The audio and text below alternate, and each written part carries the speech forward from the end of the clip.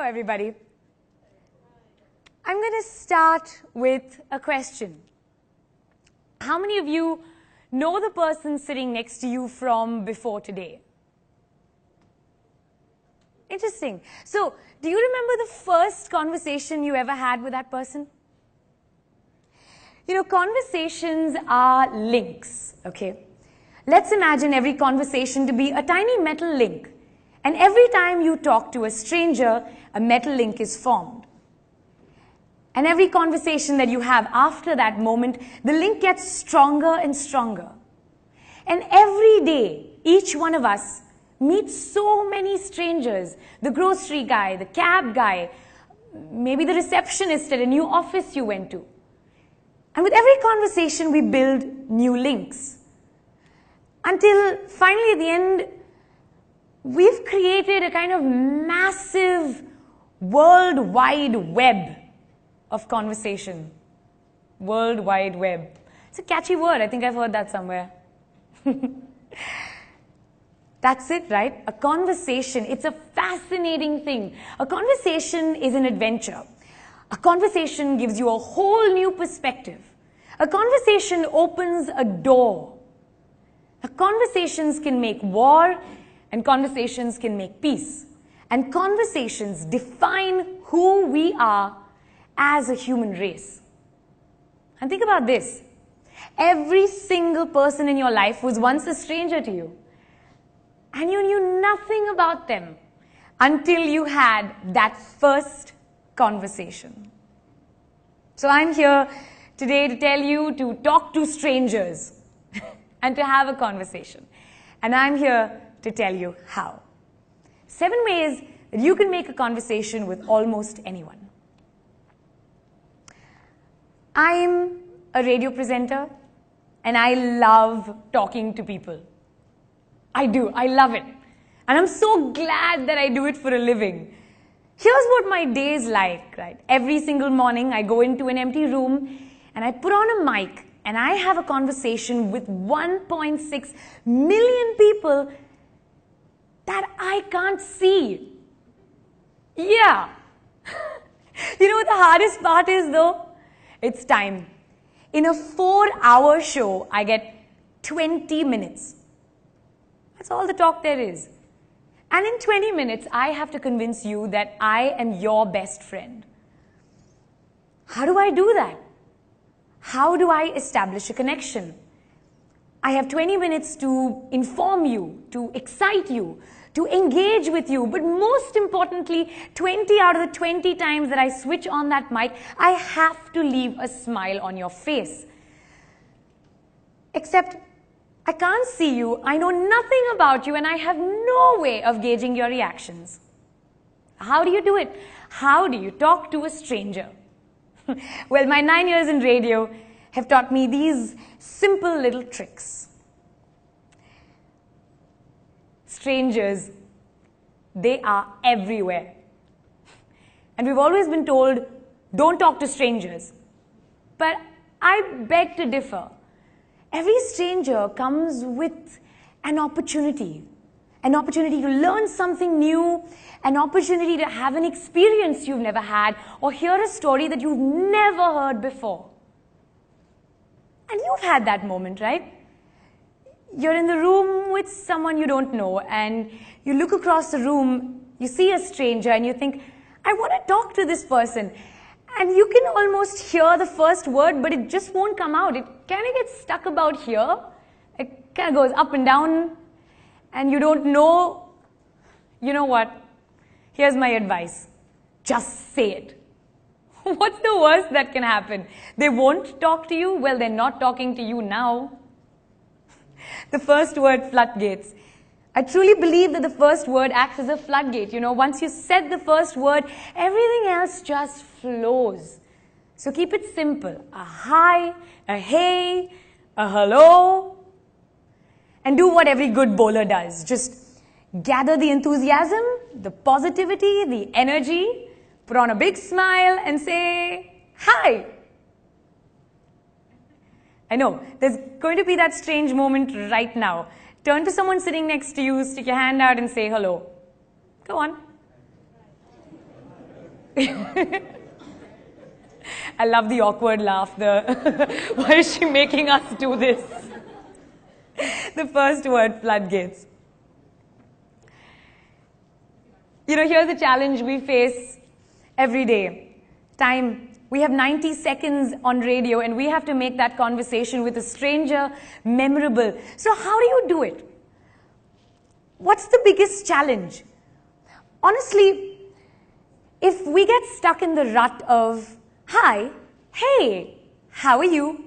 I'm fine. What's going on? Nothing much. Same old. So tell me what's new. There you go. 45 seconds down, wasted. Right? So here's my advice. Skip the small talk and ask a really personal question. And don't be afraid. Trust me. You will be surprised how much people are willing to share if you just ask. So ask any kind of personal question. Maybe, interesting name. How did your parents think of it? Is there a story behind it? Or how long have you lived in this city? And do you remember the first day you landed here? You see, answers to those questions are always something unique, always something personal. My favorite one to try is, where do you come from and where does your family live? Unfailingly, every single time I sit in a cab, I do this. I ask that question.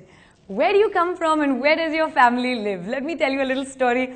I was coming home one night and I get into this taxi, open the door, sit down. I say, where are you from? Where does your family live? And the 60-year-old Pakistani cab driver goes on to tell me all about his life in Peshawar. We talk about politics, we talk about music, family, his wife, his farm.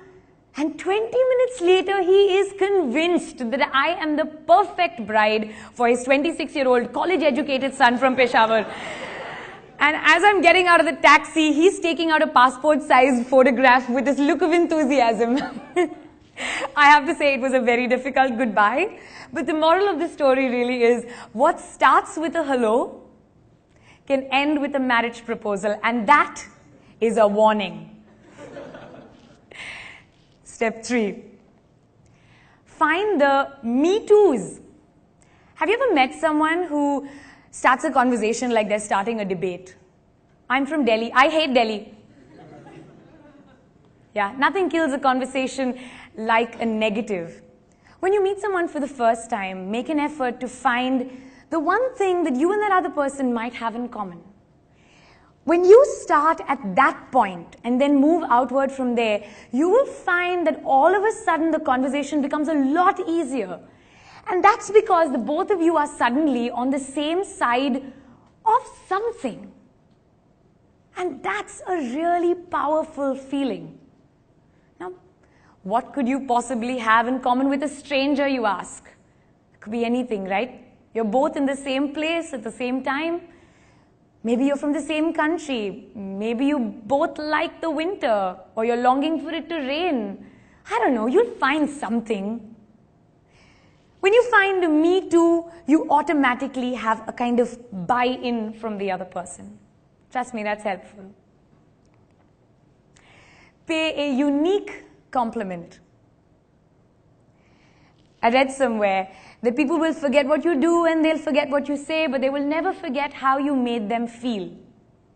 So be generous and go out and give someone a nice, full compliment. So I have this belief about a compliment immunity meter, and it comes from this experience I had when I met this gorgeous supermodel, right? And I look at her and I say, wow, you're beautiful. And there is no reaction on her face. And I think to myself, how? That's when I realized she is immune to the word beautiful. She's probably heard it 100,000 times today. And if she's on social media, she's heard it 1,000,000 times today.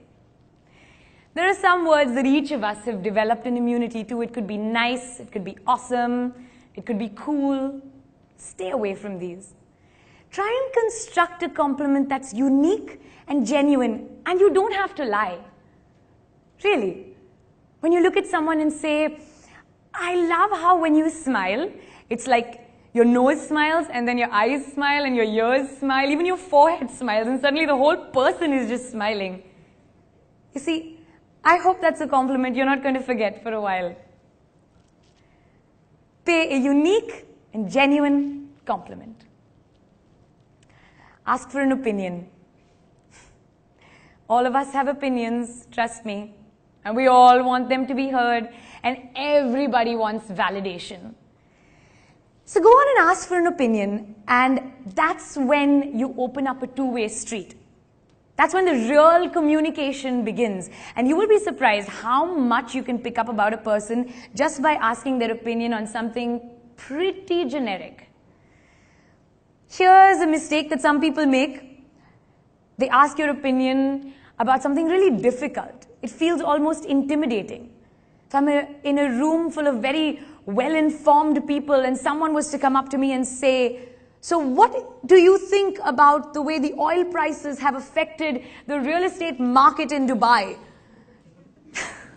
I feel a bit cornered. I feel like I might fail, and this is an examination, and that's the lesson. Nobody needs to fail at a first-time conversation. Just ask something simple. Keep it generic. How do you like your coffee? When was the last time you watched a movie? What did you think of it? And when somebody gives you their opinion, really listen. Don't listen to reply. Listen to listen. There's a difference. And that brings me to my next point.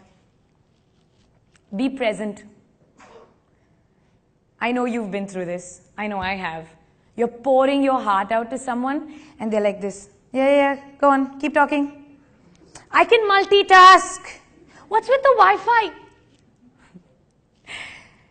When someone's trying to communicate with you, the least you can do is really be in that conversation. Just be wholeheartedly present. Just be there. And oh, my favorite part, make eye contact. Trust me, eye contact is where all the magic happens. You can feel the conversation. And trust me, when you're looking at someone in the eye, 9 out of 10 times, they will not dare look away. Right? Now, if only I could look into the eyes of 1.6 million people, I would not have to worry about you guys tuning out during the ad breaks. That brings me to this. My favorite point, because I think it's got a catchy name. Name, place, animal, thing. You remember that game? Remember the little details about a person. Remember their name. It's so important. It's awful when you meet someone for the 18th time and you say, you must be Paul. No, Peter. Something with a P and it ends with... It's terrible. Remember someone's name and say it back to them. You have no idea how important you're making them feel. And that's not the only detail. Remember all the other details as well. The places they like to go to, the places they've been to, the places they want to go to, their pets' names, how their pets been feeling lately, the things they like. Remember their children's names. That's such a winner. And remember their wives' names and their girlfriends' names. Just don't mix up the last two because that could be disastrous. Remember these little things about people and repeat it back to them. Ask, be genuinely interested, and automatically you kind of become an investor in their well-being. So they feel responsible to you to keep that conversation going. So there we go. 7 amazing ways that you can make conversation with anyone, and 7 reasons why you should use the break that's going to come up to talk to a stranger that you don't know. I'm going to end with this analogy. A conversation is like reading a book. You can turn to any page you want. You can flip to your favorite chapter. You can read as long as you want, and you can read what you want. And every person, trust me, is a really good book. And it saddens me so much that entire human lives are being boiled down to 140 characters and catchy headlines, because that's not what we are. We are not abridged versions. We are entire human stories. We deserve more from each other. So what are you going to do in this big world that we call the library? Are we going to walk around and look at the hardbound copies and read the titles? Or are you going to actually reach for a book, open a page, and start reading a story. You decide. Thank you.